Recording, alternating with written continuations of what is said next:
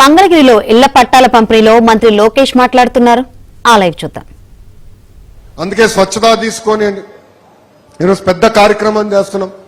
దాదాపు 1000 టన్నుల చెత్త బయటకు వచ్చింది తల్లి. మంగళగిరిలో కాలువల్లో ఉన్న పూడికలు, ప్లాస్టిక్ బాటిల్స్ అవన్నీ తీసి 1000 టన్నులు వచ్చినాయి.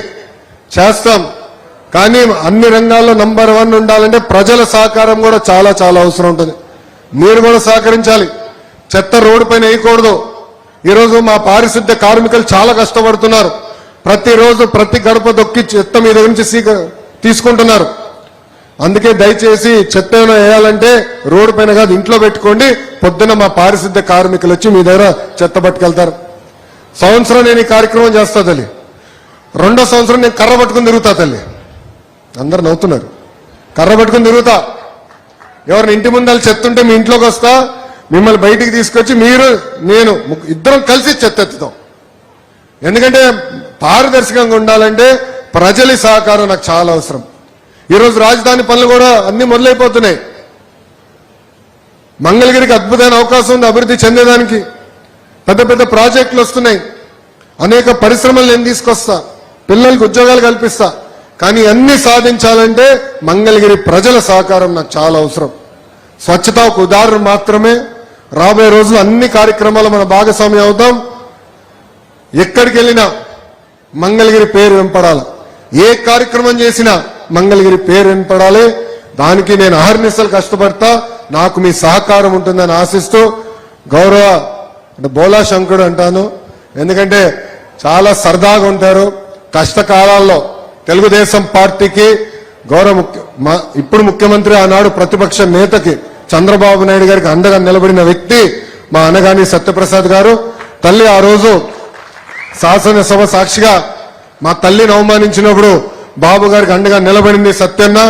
రాజధాని విషయంలో కూడా కౌన్సిల్లో మేము యుద్ధం చేస్తుంటే గ్యాలరీకి బాబు గారు వస్తే ఆయన చుట్టుముట్టేదానికి వైకాపా శాసనసభ్యులు వచ్చారు. మనోడిది భారీ పర్సనాలిటీ కదా, వచ్చి అడ్డంగా నిలబడ్డాడు. నన్ను దాటి వెళ్ళాలరా బాబు గారి దగ్గరికి, మీ తోలు వలుస్తా అని చెప్పిన వ్యక్తి మా అనగాని సత్యప్రసాద్ గారు. రెవెన్యూ మార్చులు ఈ కార్యక్రమం జయప్రదం అయిందంటే మనం చేయగలుగుతున్నాం అంటే దానికి కారణం ఆయన ప్రోత్సాహం. ఎప్పుడు ఫోన్ చేసినా, ఎప్పుడు మెసేజ్ పెట్టినా ఇసుకోకుండా ఓపిక్గా ఫైల్ ని సెక్షన్ నుంచి కేబినెట్ వరకు తీసుకొచ్చి కేవలం మంగళగిరి ప్రజలకే కాదు ఆంధ్ర ప్రజలకి ఆయన చేసిన మేలు మనందరం మరవలేమని ఈ సభాముఖ తెలుపుకుంటూ గౌరవ మంత్రివర్యులు బోలా శంకరుడు అనగాని సత్యప్రసాద్ గారు 2 మాటలు మాట్లాడవలసిందిగా నేను కోరుతున్నా. 2 మాటలే అన్నారు, కొంచెం 2 ఎక్కువ మాట్లాడతాను.